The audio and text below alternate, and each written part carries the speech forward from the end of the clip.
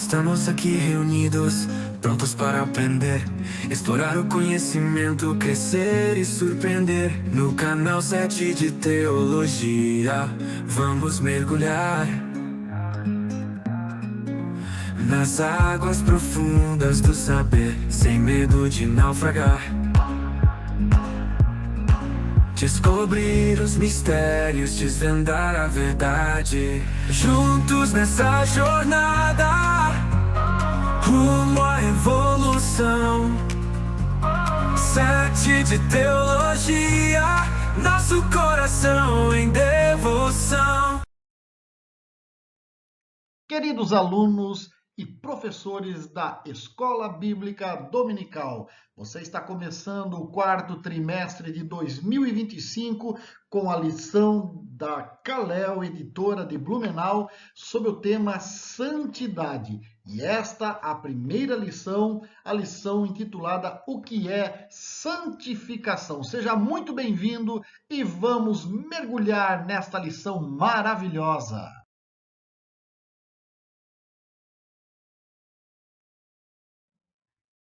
A primeira nota digna de ser avaliada está no texto-chave, que cada um de vós saiba possuir o próprio corpo em santificação e honra. E aqui está já a primeira nota a ser meditada. Cada um de vós saiba possuir o próprio corpo em santificação. E isso nos remete exatamente para o fato de que há uma responsabilidade a ser buscada por nós. Então, quando olhamos para o objetivo desse texto-chave, entender que a santificação é tanto o objetivo quanto o propósito da vida cristã, além de ser um dos temas centrais da vida, nós passamos a entender que o assunto santificação, ele não é só um objetivo a ser buscado, mas um propósito de vida. Quer dizer que cada um de nós tem a sua responsabilidade, mas também deve buscar ardentemente o processo da santificação.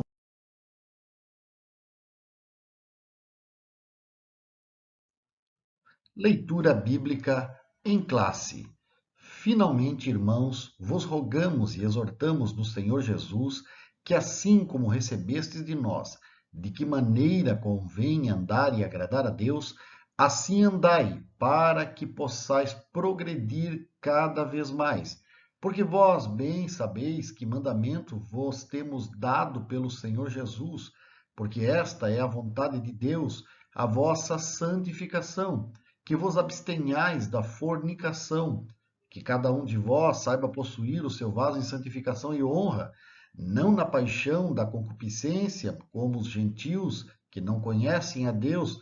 Ninguém oprima ou engane a seu irmão em negócio algum, porque o Senhor é vingador de todas estas coisas, como também antes vô-lo dissemos e testificamos, porque não nos chamou Deus para a imundícia, mas para a santificação.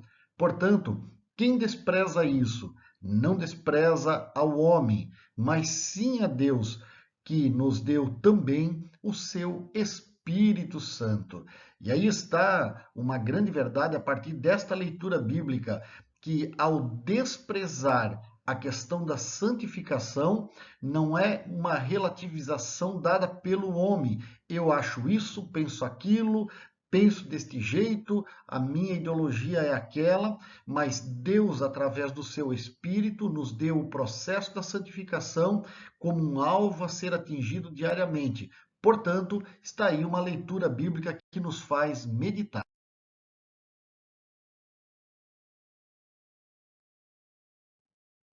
Ao acompanhar a sua lição, você vai ter na leitura da introdução a seguinte fala: entender que o tema santificação é tão necessário quanto aceitar a Jesus como Salvador pessoal. Isto se dá porque ambos os temas se complementam. Se um abre as portas da eternidade, o outro aplana o caminho para chegar ao céu. Nesse estudo, cada aluno terá a oportunidade de aprender e relembrar o que Deus espera de seus filhos, uma vez que sem a santificação ninguém verá o Senhor. Então, como você pode observar no quadro, eu também destaquei o fato de que a santificação é um processo tridimensional. Quer dizer, envolve nossa posição legal diante de Deus, na questão da justificação e da regeneração, também a nossa batalha contra o pecado neste mundo, que faz parte da santificação progressiva, que é um capítulo à parte mais à frente, e a nossa futura perfeição eterna, que é aquela santificação perfeita ou perfectiva. Alguns textos que podem ser relembrados, Efésios 2 e 8, 1 Coríntios 6 e 19, Tiago 1 e 21, 2 Coríntios 4 e 16, 1 Tessalonicenses 5 e 9 e Romanos 8 e 23. Mas nesta introdução é importante que o professor destaque à classe o fato de que o tema santificação, ele é tão necessário quanto aceitar Jesus. Um não vive sem o outro. Não adianta alguém dizer eu aceitei a Jesus, mas não estou preocupado com a santificação. Tampouco adianta alguém dizer eu pratico a santificação, mas nunca entreguei a minha vida para Jesus. Um tema não é dissociado do outro. Então, há um processo. Primeiro, aceita Jesus e depois caminha diariamente no processo da santificação, a fim de que possamos chegar àquele momento em que queremos e veremos ao Senhor.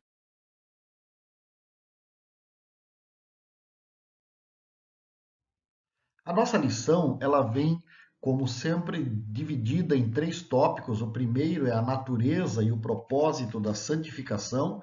O segundo tópico será a santificação como estilo de vida. E, no derradeiro, o terceiro tópico, a santificação instantânea e progressiva. Nesse primeiro tópico, a natureza e o propósito da santificação, vem subdividido em 3 tópicos. Santificação como separação para Deus, santificação como processo contínuo e dinâmico, e a justificação e santificação, aspectos distintos e complementares. O que nós temos nesse primeiro subtópico, santificação como separação para Deus? É preciso fazer uma recordação e trazer à memória que lá no Antigo Testamento, quando Deus fez alianças com o seu povo, começando em alianças individuais, primeiro com Adão, depois com Noé, posteriormente com Abraão, depois Jacó e por fim com as 12 tribos, Deus os escolheu para serem um povo seu, separado das práticas pagãs e dedicado a viver em retidão. Isso, portanto, nos lembra, e ainda está na lição, que santificação é tanto um ato de afastar-se do pecado, quanto o de consagrar-se a Deus. Então é separado do e separado para. Separado do pecado e separado para Deus.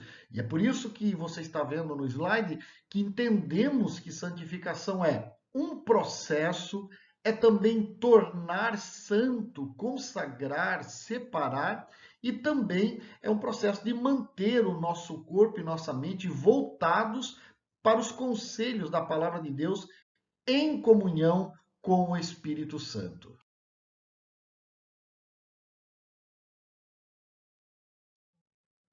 Logo a seguir, no subtópico 2, nós temos a santificação como um processo contínuo e dinâmico.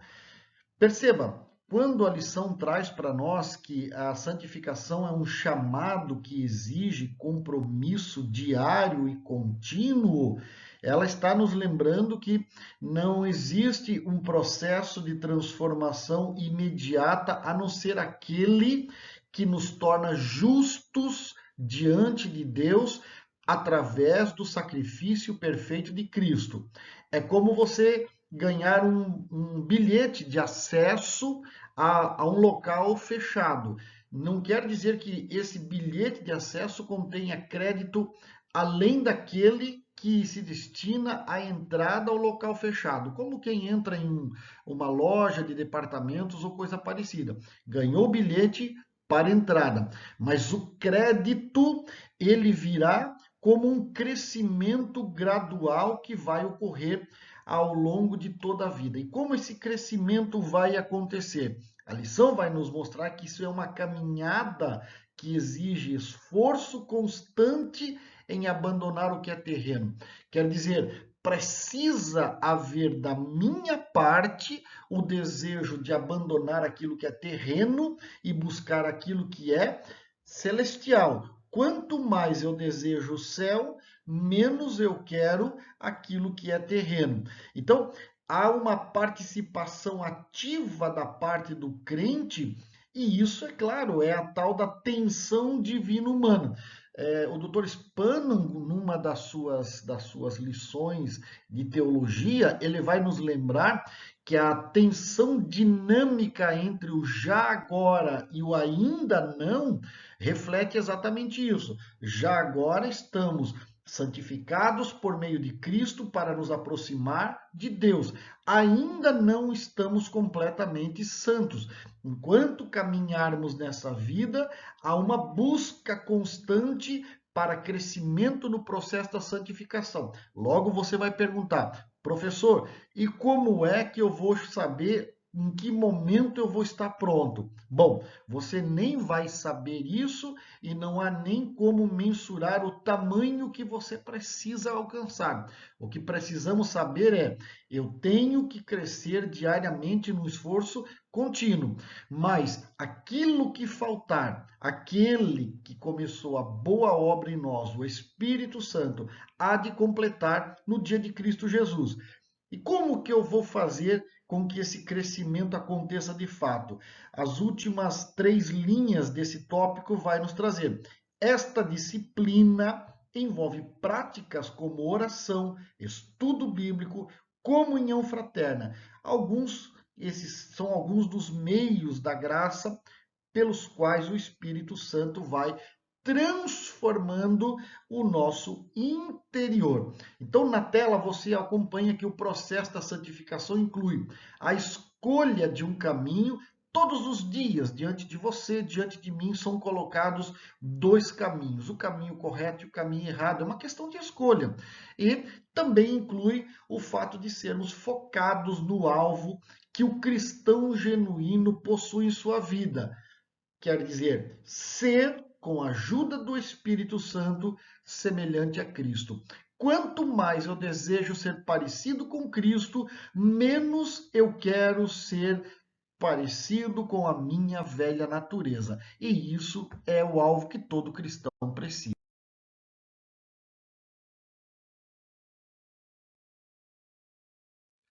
Ainda dentro do primeiro tópico da nossa lição, a natureza e o propósito da santificação, nós temos o subtópico 3, justificação e santificação, aspectos distintos e complementares. E a nossa lição vai nos lembrar que, como eu disse no tópico anterior, justificação e santificação, embora totalmente interligados, são de naturezas distintas. Lembrando, como eu já disse anteriormente, que a justificação é um ato instantâneo e legal, no qual Deus declara o pecador justo mediante a obra redentora de Cristo. Isso quer dizer que no momento que eu aceito, que eu entrego a minha vida a Cristo, aceitando a obra redentora do Calvário, neste momento eu sou completamente justificado de todos os meus pecados, inclusive da natureza adâmica herdada desde os nossos antepassados. Mas a santificação, por outro lado, é essa obra linda e maravilhosa que o Espírito Santo está agindo como um processo no qual eu abro mão das minhas vontades, abro mão dos meus desejos carnais para aceitar a obra de Deus em minha vida diariamente, desta maneira, entendendo que santificar-se é submeter-se a um processo progressivo de transformação interna, onde eu vou ficando parecido com Jesus. Então você observa na tela a comparação entre justificação e santificação. Enquanto a justificação acontece num momento, ela não é um processo, a santificação não, é um processo gradual. E aí você tem os textos que vão acompanhando. Na justificação, nós temos o pecador numa nova situação jurídica diante de Deus. Anteriormente culpado e agora justificado. Já na santificação, nós temos o próprio Espírito Santo conferindo ao pecador o desejo de se consagrar. Agora, você tem as duas naturezas. Tem a natureza adâmica ainda, porque estamos presos num corpo de carne, né? Mas temos também a natureza divina, porque o Espírito Santo habita em nós. E nós agora sofremos a ação dos dois desejos, o desejo de fazer o mal, o desejo de fazer o bem. Mas o Espírito Santo está ali, conferindo ao pecador o desejo de buscar a Deus, de se consagrar. Na justificação, você tem a atribuição instantânea no momento da conversão, que a justiça de Cristo é suficiente. Você não precisa mais nada. Por isso você não precisa ter ninguém intercedendo por você. Você só precisa dobrar os teus joelhos, ou se não for possível dobrar os joelhos, mas estar sozinho, fechar os olhos. Enfim, cada um sabe a maneira de se chegar diante de Deus, mas só precisa buscar a Deus, porque Cristo é o caminho que nos faz chegar a Ele. Já na santificação, ela atribui progressivamente, a partir do momento da regeneração, o desejo de não mais pecar. Agora, eu tenho a possibilidade de pecar, mas pela santificação eu não quero pecar.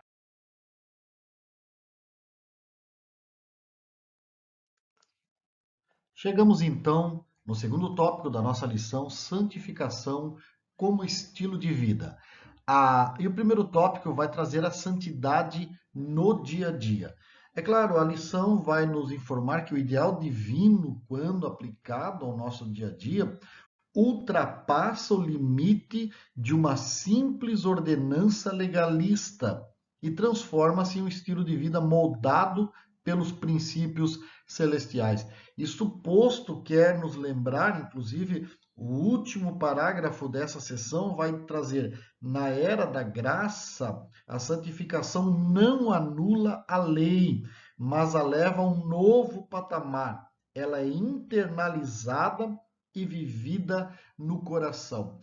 Isto, como eu estava dizendo, quer dizer que todas as ordenanças da lei que pediam que o estilo de vida fosse diferenciado em relação aos outros povos, pagãos ou não, ela agora não está mais como um conjunto legalista de regras a serem cumpridas. Pelo contrário, ele é absorvido no nosso interior através do Espírito Santo e vai nos transformar de modo que nós possamos desejar os aspectos morais da lei que foi proclamado por Deus a Israel.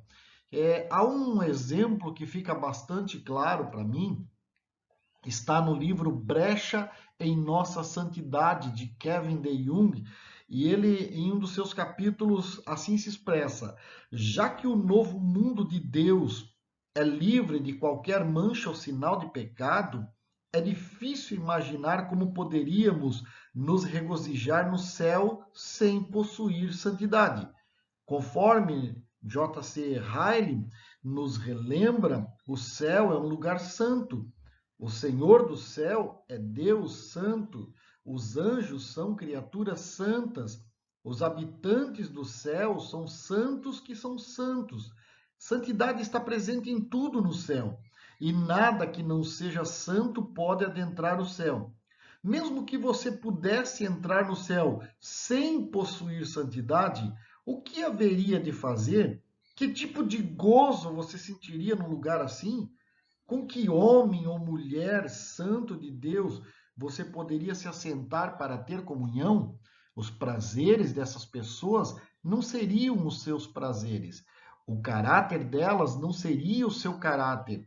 O que eles amam, você não ama. Se você desgosta de um Deus santo agora, por que você haveria de querer passar a eternidade com ele?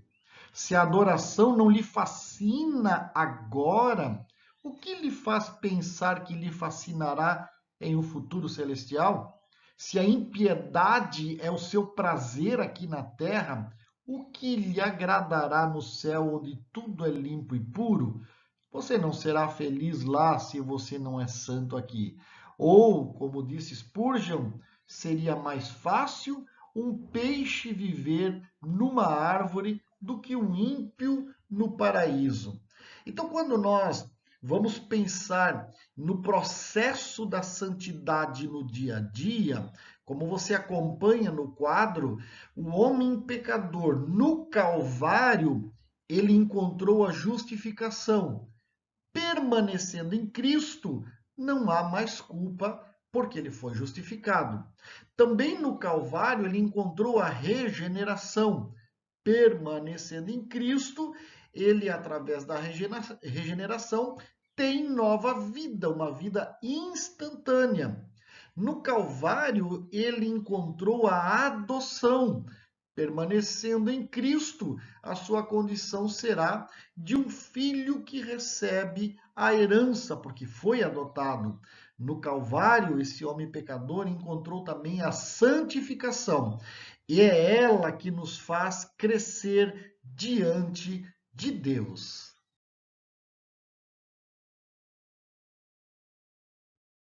Chegamos então ao tópico 2, subtópico 2, adaptação a um estilo de vida santa. Bom, partimos do pressuposto que todos nós cremos que Deus é o mesmo, ele não muda, não há nele sombra de variação. Então, a salvação, o evangelho da salvação, como está escrito em nossa lição, é extremamente simples. Não há nenhum tipo de oferenda que se possa fazer, nenhum tipo de valor que se possa ofertar, nenhum tipo de ato que se possa complementar para encontrar a salvação. A salvação é crê e será salvo. Inclusive, Paulo estende tu e tua casa.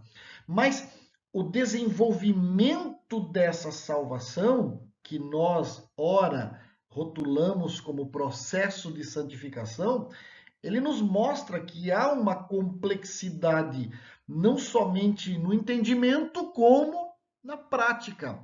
Veja, Pedro, Paulo, João, eles nos reforçaram exaustivamente através das cartas a necessidade da santificação pessoal e diária, inclusive para o ingresso no reino celestial.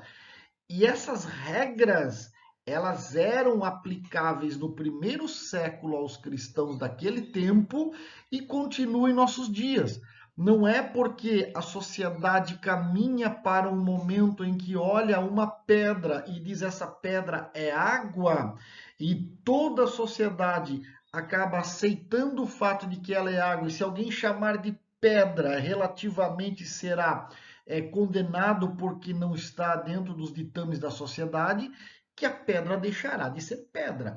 Da mesma forma, a santificação é um processo que continua sendo verdadeiro e por mais que uma parcela do cristianismo moderno tente relativizar as coisas santas, precisamos nos lembrar de Coré, Datã e Abirão quando procuraram trazer um estilo de culto diferente daquele proposto por Deus. E no momento de apresentar o fogo diante do altar, pelo contrário, não somente o fogo deles não foi aceito, como saiu fogo da parte do Senhor, os queimando completamente. Então, para que nós possamos entender os atos da santificação, você percebe na tela que existem várias referências bíblicas, mas para pensarmos de maneira tópica. Primeiro, a santificação separa o crente do mal. Então, Deus não deseja que nós estejamos envolvidos com aquilo que é mal, mas com o que é bom, aquilo que vem da parte dele. Segundo, separa o crente para Deus. Lembre-se, estamos em uma batalha espiritual. De um lado, as forças das trevas, de um lado está Deus e os seus anjos. Não existe neutralidade nesta guerra, não há território neutro.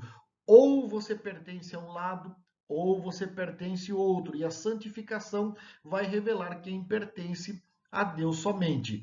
A santificação também reveste o crente da plenitude de Deus.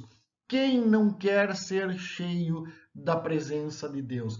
Quem não quer falar em nome de Deus? Quem não quer ter uma parcela, ainda que ínfima, minúscula, do poder de Deus? Então, a santificação é esse processo que vai nos encher, nos revestir da plenitude de Deus.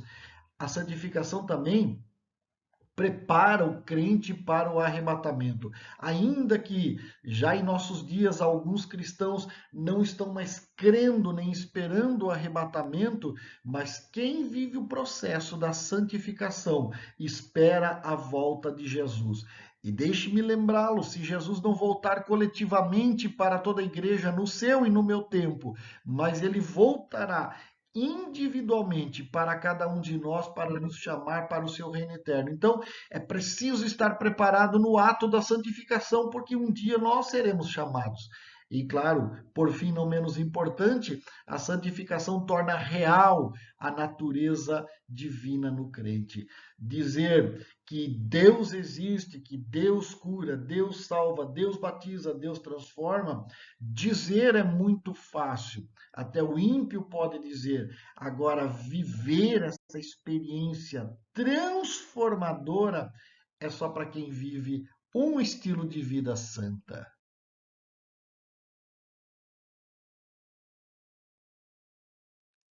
Ao chegarmos ao tópico 2, subtópico 3, o céu representado na terra, esse é um tópico que mexe muito comigo e chama muito a minha atenção, porque o texto da lição vai nos lembrar que o grande exemplo do aspecto progressivo da santificação está ilustrado exatamente na figura do tabernáculo, onde esse local como centro de adoração nos lembra que cada espaço do tabernáculo representava um estágio diferente de aproximação de Deus, ilustrado, claro, pela intensidade do brilho. Veja, era um aumento qualitativo. Quando o adorador ele entrava no átrio, o átrio era um pátio, a parte aberta, a luz vinha do sol. O sol tem uma luz através do seu calor gerado pelas reações químicas, como um astro e tudo mais, mas ele é uma coisa criada por Deus. Reflete o poder de Deus, reflete a glória de Deus, mas não é essencialmente o próprio Deus, apenas um reflexo. Então, o adorador que fica no pátio tem um reflexo pálido da proposta da santificação na aproximação com Deus.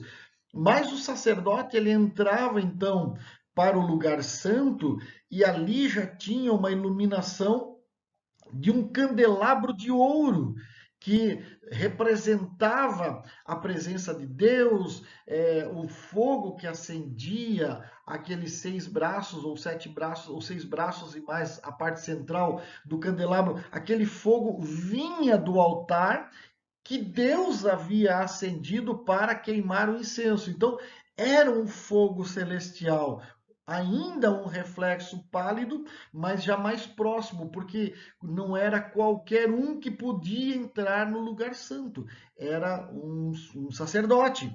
Como nós hoje fomos feitos sacerdotes de Cristo, naquele tempo não era todo o povo, apenas o sacerdote.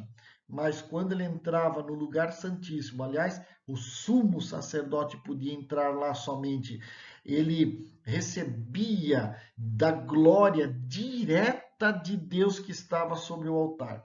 Deixe-me dizer que ninguém poderia entrar a não ser o sumo sacerdote.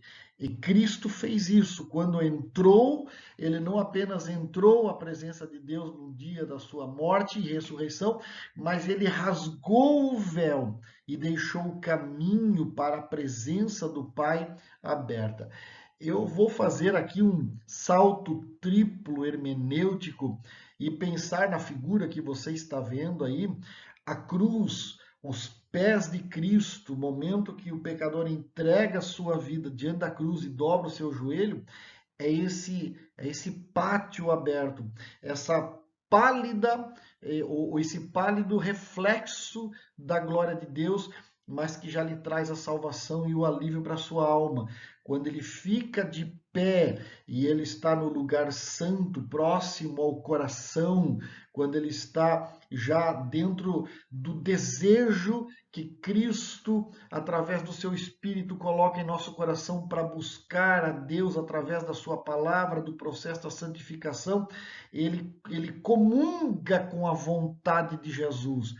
Mas quando ele está lá, totalmente em pé, olho no olho, de frente, rosto com rosto, de frente com o Cristo vivo, agora sua mente se conecta com a mente de Cristo e ele passa a desejar e pensar e agir como se o próprio Cristo estivesse com ele. Entenda, eu adaptei para você compreender como é sui generis as figuras que nós encontramos no tabernáculo e na cruz e a junção de ambos. Então, a proposta de Cristo no Novo Testamento foi totalmente inovadora e revolucionária. Ele ensinou que as figuras da antiga aliança, inclusive o tabernáculo, convergiam nele para nos dar esse doce alento e maravilhoso ensino. Aleluia! Que coisa linda que nós podemos aprender aqui.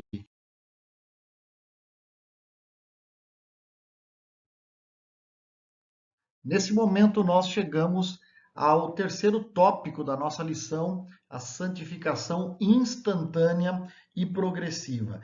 E nós vamos, então, fazer um apanhado de uma e de outra e fazer a comparação no subtópico 3.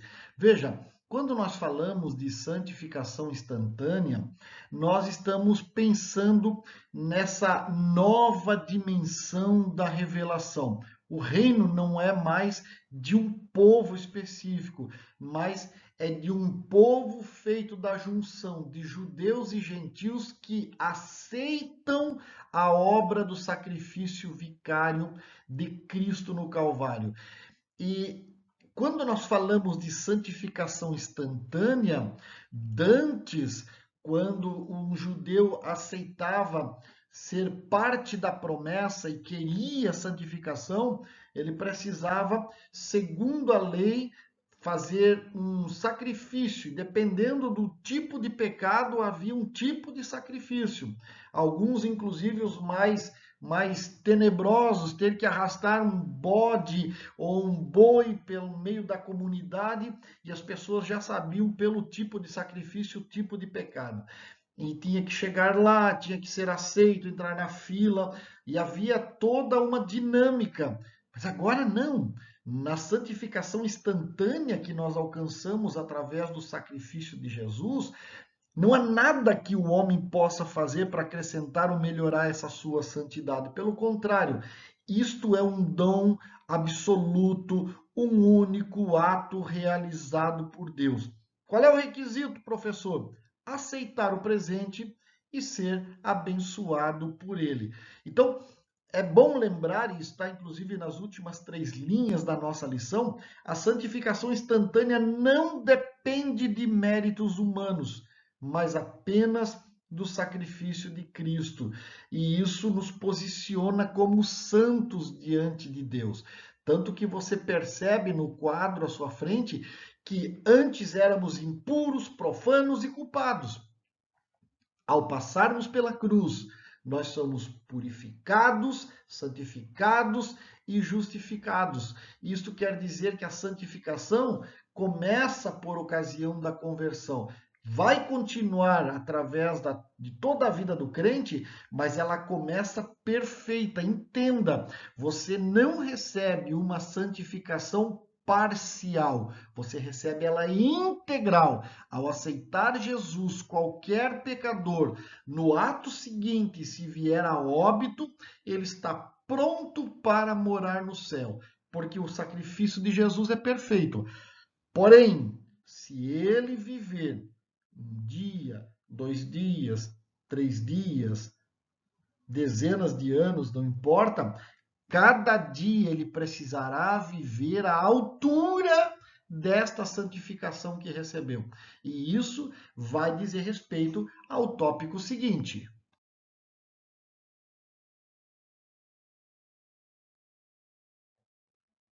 E o tópico seguinte, o 3.2, é a santificação progressiva. Veja, por outro lado, diferente da santificação instantânea, aqui existe esforço humano para permanecer santo e separado, mantendo-se fiel ao novo estilo de vida adquirido em Cristo.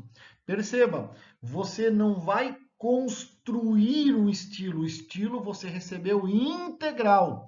E onde é que está esse estilo? Está ali na sua Bíblia, ao seu lado, onde está relatado como devemos andar diante de Deus.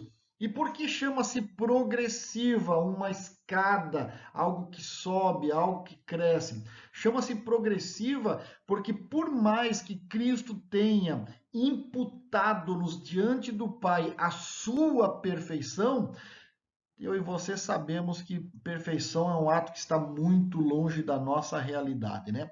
Tanto que na sua frente, no quadro, está ali.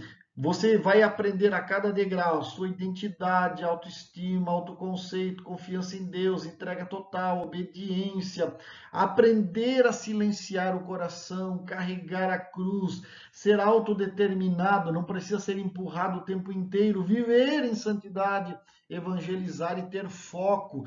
Então, esse aprendizado ao longo da vida é um processo como resposta de gratidão ao dom da santificação instantânea. Ele se reflete em um comportamento de vida que agrada a Deus. Embora a santificação instantânea seja um ato imediato de Deus, a santificação progressiva é uma resposta contínua. Essa busca diária por crescimento e para realmente se transformar em atos, porque você e eu recebemos a teoria, mas a prática precisa ser vivenciada. E é essa prática que nós chamamos de santificação progressiva. Vamos comparar as duas?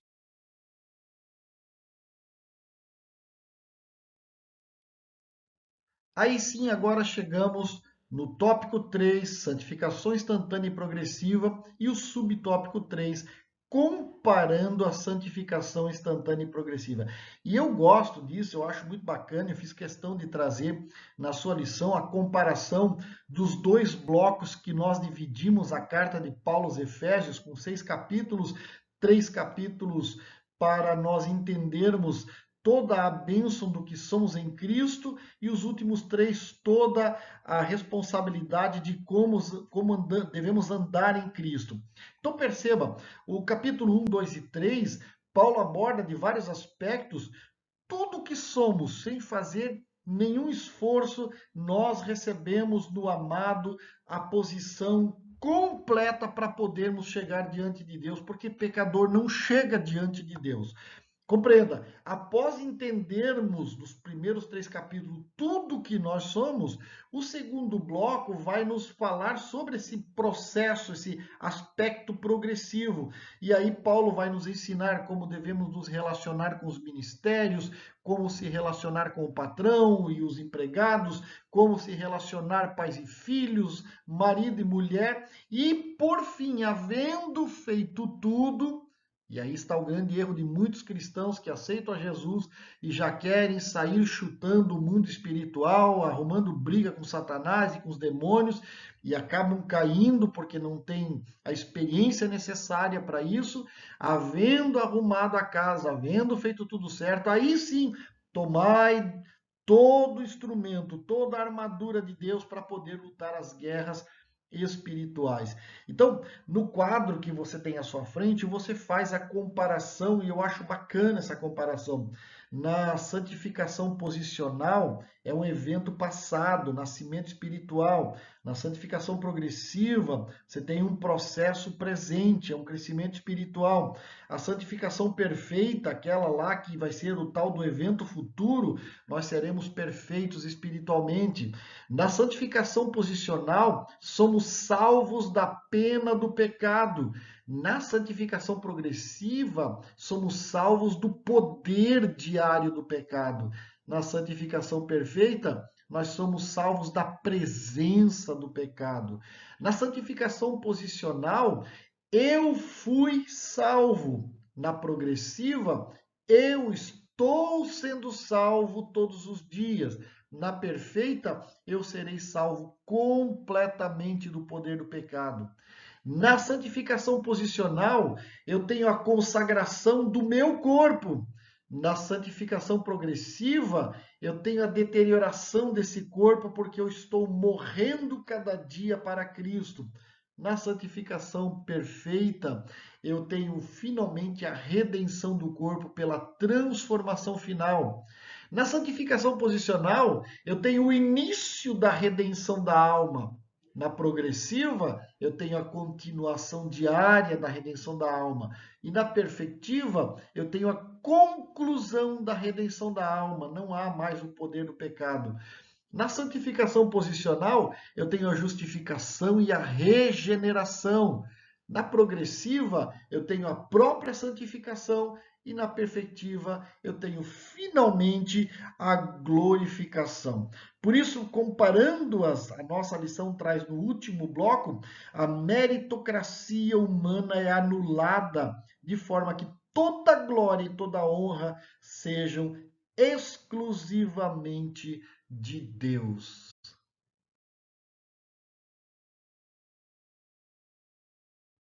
Finalmente, queridos alunos e professores, chegamos à conclusão dessa lição. E a conclusão vai nos trazer a seguinte fala: santificação é mais do que uma exigência divina, é a essência da nossa caminhada com Deus. Ao viver em santidade, nos aproximamos de Deus e permitimos que Ele nos transforme. Esse compromisso diário com a santidade é o que caracteriza a vida cristã autêntica, preparando-nos para estar na presença de Deus. Por isso, o autor aos Hebreus, do capítulo 12, versículo 14, nos dá a seguinte recomendação: segui a paz com todos e a santificação, sem a qual ninguém verá o Senhor. Eu concluo dizendo que o compromisso diário com a santidade é o selo de autenticidade da verdadeira vida cristã.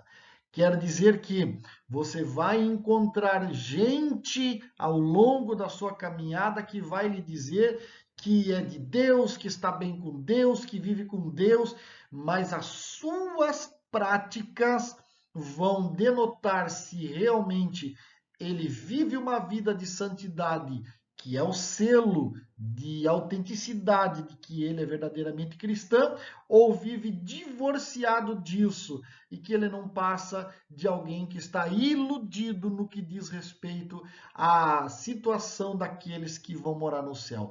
Que Deus te abençoe, que Deus te use, que Deus te dê compreensão para viver uma vida de santidade. Forte abraço. Continue confiando em Deus, porque Ele ainda é o maior, o melhor e o mais fiel companheiro.